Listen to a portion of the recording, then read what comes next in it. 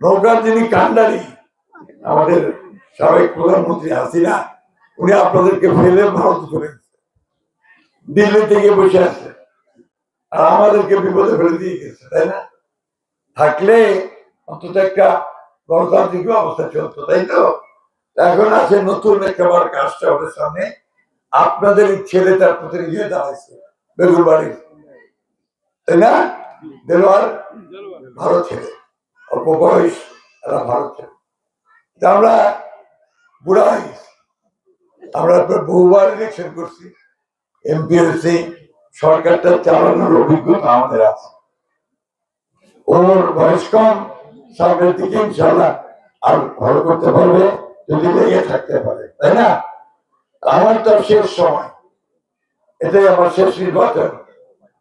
আমি আপনাদের কাছে শেষ সময় আসছি, এইবার আপনারা আমাকে আরেকবার সুযোগ দিবেন, দানের শেষে ভোট দিয়ে আপনাদের কাজ করা। আমি পুরো পার্টির বদনাম করতে চাই, ওটা আমার বুঝের মধ্যে নাই। দেশের মানুষের দৃষ্টিশক্তিকে সুরক্ষিত রাখার প্রত্যয় নিয়ে এলো সেফ এলইডি লাইট। আমরা কাজ করি, সিধা সিধা করতে চাই।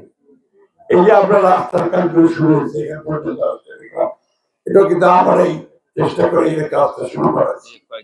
কয়েকদিনের মধ্যে এই সরকার অন্তর্বর্তীকালীন সরকার আমরা করেছি। আস্তে আস্তে দেখলাম প্রচুর ভুট্টা চাষ হচ্ছে, তাই না? ভুট্টায় কিছু পয়সা পাওয়া যায়, এই ভুট্টার চাষটা কিন্তু আমরাই শুরু করছিলাম। আমি যখন কৃষি প্রতিমন্ত্রী ছিলাম 2001 সাল থেকে 2006 সাল পর্যন্ত, তখন এই প্রকল্পটাকে আমরা এখানে নিয়ে এসে এই ভুট্টার চাষ শুরু করি।